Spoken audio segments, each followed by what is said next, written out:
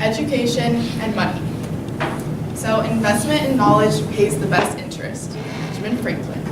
So this quote is kind of why I wanted to do my speech on funding for education, and I thought that it was a good quote to start this off because it shows that we have to invest in our education, especially in the youth, and therefore we get something out of it, but it has to be done in the right way. So how does it affect us? Well, obviously we're students, so education is a big deal, but also soon we're going to grow up and we have to pay taxes, so we have to pay for education. Also we have to vote on important education bills and how we're going to pay for it, all things like that. I've done my research and I feel like I'm equipped to give you guys this speech. So first I want to talk about a little bit how taxes and for education work and how the funding works. So according to NPR.org, in 2012, the average cost to send a kid to public school was $10,000, $650. States like Utah spent just over $6,000, while states like New York spent over $18,000 per kid to send them to school. Kansas was right in the middle there. We were about 8,000-ish. So that shows that with the smaller states, less populated states, it's going to cost less.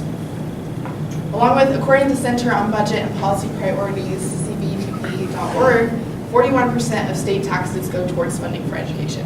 So obviously it's a big factor of our taxes are going to go towards education, which I think is an important fact to know. In Kansas, taxes and funding for education has obviously been a hot topic lately. We've been ridiculed for not having enough funding for our teachers, for our schools, and so today I want to dive in a little bit about that. So now I'm going to, after going in depth about the overall state of how education funding works in the United States, I want to dive in a little bit more into our school. So I had an interview with Mr. McFarland, and I asked him some basic questions about our budget and our school system and how it works, because honestly I didn't know much. So he said for each year this building gets $108,000 to carry out various fundings for sports, choir and music programs, building projects that need to be done, all that. But that does not include teacher salaries, because that comes from USD 418. This is strictly just what the building has to spend each year on various, whatever needs to be done. And so I was thinking, in the news media we hear about how everyone has had to have budget cuts, everyone, we have no money, whatever. So I talked to him about it and I said, what are the budget cuts that we've had to have recently because of the lack of funding, right? And he said, well, actually, we haven't had any budget cuts in the past few years, and financially we're doing pretty well at this school. So then I thought, well, why do we still have lack of funding here, and why are programs still being left behind? Like, for example, choir and musical. I know, personally I'm not involved in that, but I hear stories about how they don't have enough money to buy music, or our buses break down on the way to sports events, things like that. So why are we still not having enough money to carry out everything precisely? And then I wanted to know who makes these budget decisions, who gets to decide where the money goes to. And he said that actually it's all up to him to decide where the money for the school goes. Obviously he has advisors that help him, but in the end it's his decision. And no offense against Mr. McFarland, I think he's a great guy, but he's a principal. He has no background in finance or no accounting major, nothing like that. He doesn't have a background in finance. So I thought, well, that doesn't make much sense if all of our money decisions are being held in someone's hands who has no background in how to keep money. So what's the solution? So now we've talked about how it works nationally, how it works in our building. And so I think the media often tells us that, well, we need to raise taxes for education, right? We need to vote for taxes, more taxes. I'm here to tell you guys that's not the solution at all. More taxes means more money that our families have to spend on money, right, on education, which therefore makes families more financially unstable because now they're spending more money, right? Which then leads them to have to use, free lunch programs. They can't pay for textbooks, so they have to ask the school if they can have scholarships.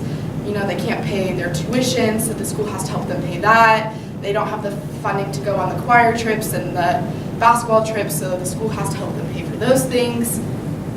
And so now the school is having to make up for all this money that we no longer have because we're paying the schools.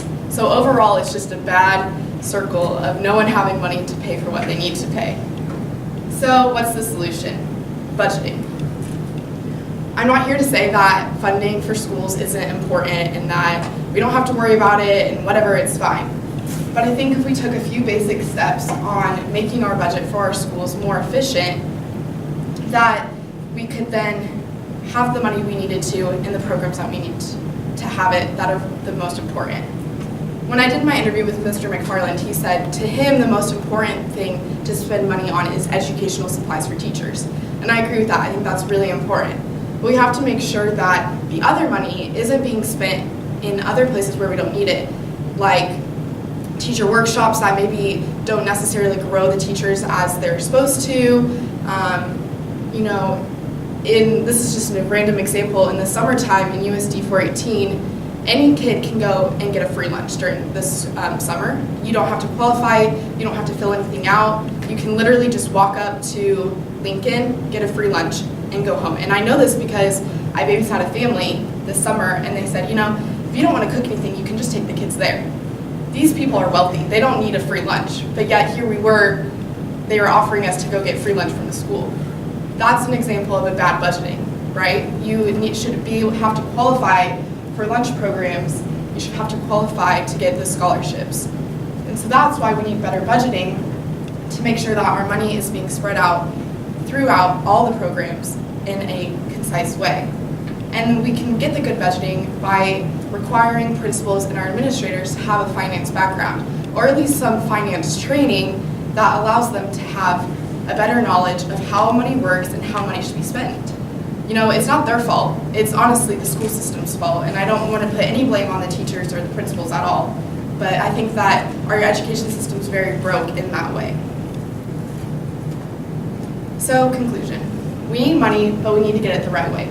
Again, I'm not here to say that funding for school isn't important and that we should cut all taxes for education because, we want to save money for us. No, obviously that's very important. And like I said earlier, the funding for the national level is expensive. It's hard for us to get money for education. And in USD 418, Mr. McFarland makes the decisions, and we have a good chunk of money with no budget cuts, but obviously something still needs to be done. And third, the solution. We need to have better budgeting, more finance programs, better supplies for people. So let's make education great again.